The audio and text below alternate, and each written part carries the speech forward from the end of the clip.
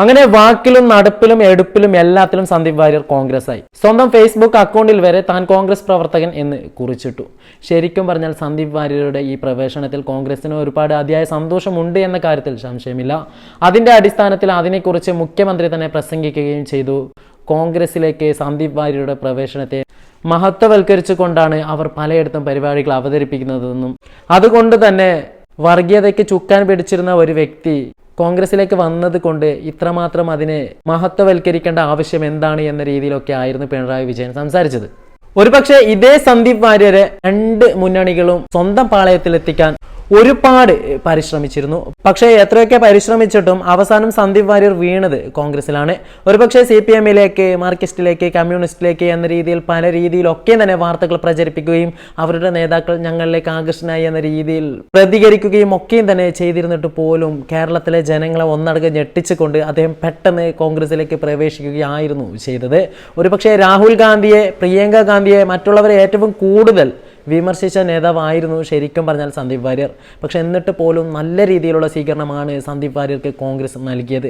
അതിന് ഒറ്റ കാരണമേ ഉള്ളൂ. ഒരുപക്ഷെ പാലക്കാട് ഇലക്ഷനിൽ കോൺഗ്രസിന്റെ ഏറ്റവും വലിയ എതിരാളി എന്ന് പറയുന്നത് BJP തന്നെയാണ്. ആ സാഹചര്യത്തിൽ ഇതുപോലുള്ള വീണു കിട്ടുന്ന സെൽഫ് ഗോളുകൾ അടിച്ച് പെട്ടെന്ന് വിജയിച്ച് കയറാമെന്ന മോഹത്തിൽ തന്നെയാണ് കോൺഗ്രസ് നിലനിൽക്കുന്നത്. ഒരുപക്ഷെ കമ്മ്യൂണിസ്റ്റിനെ സംബന്ധിച്ചിടത്തോളം ഒരിക്കൽ പോലും സന്ദീപ് വാര്യർ കോൺഗ്രസിലേക്ക് പോകുമെന്ന് ഇവർ ആരും തന്നെ കരുതിയിരുന്നില്ല. അതുകൊണ്ട് തന്നെ അതിന്റെ ചെറിയൊരു അമർഷം മുഖ്യമന്ത്രിക്ക് അടക്കം ഉണ്ടാവാനും സാധ്യതയുണ്ട്. അതിന്റെ അടിസ്ഥാനത്തിൽ തന്നെയാണ് മുഖ്യനടക്കം ഇങ്ങനെയുള്ള കാര്യങ്ങളൊക്കെ തന്നെ വിളിച്ചു പറയുന്നത്. പിന്നെ അതോടൊപ്പം തന്നെ മുരളീധരനെ പോലുള്ള ആളുകൾ സന്ദീപ് വാര്യർക്ക് ആപ്പ് വെക്കുന്ന രീതിയിൽ സംസാരിച്ചിട്ടുണ്ടെങ്കിലും ഇതിനൊക്കെ തന്നെ കാരണം ഒരുപക്ഷെ സന്ദീപ് വാര്യർക്ക് പ്രതീക്ഷിച്ചതിൽ കൂടുതൽ കോൺഗ്രസിലെ പ്രവർത്തകർക്കിടയിൽ ഒരുപാട് സ്വീകാര്യത ലഭിച്ചത് കൊണ്ടും നേതാക്കന്മാർ ഒരുപാട് കഴിവുള്ള ആളായി അതല്ലെങ്കിൽ ഒരുപാട് ഉയർത്തിക്കാട്ടുന്നത് കൊണ്ടുമായിരിക്കണം ഇങ്ങനെയുള്ള ചിന്തകളൊക്കെയും തന്നെ പല ആളുകളിലും കടന്നു വരുന്നത്. എന്തു തന്നെയായാലും നല്ലൊരു പൊസിഷനിൽ തന്നെ സന്ദീപ് വാര്യർക്ക് കോൺഗ്രസ് നൽകുമെന്ന കാര്യത്തിൽ സംശയമില്ല.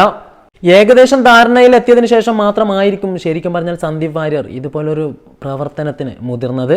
ഒരുപക്ഷെ പല ചാനൽ ചർച്ചകളിലും BJP-യുടെ തിളങ്ങുന്ന മുഖമായിരുന്നു ശരിക്കും പറഞ്ഞാൽ സന്ദീപ് വാര്യർ.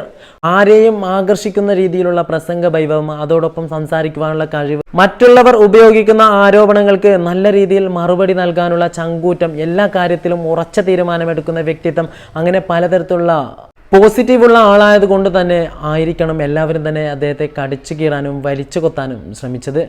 എന്തു തന്നെയായാലും എന്തൊക്കെ വാഗ്ദാനങ്ങളായിരിക്കും സന്ദീപ് വാര്യർക്ക് കോൺഗ്രസ് നൽകിയിട്ടുണ്ടാവുക എന്നത് നമുക്ക് കണ്ടു തന്നെ മനസ്സിലാക്കാം.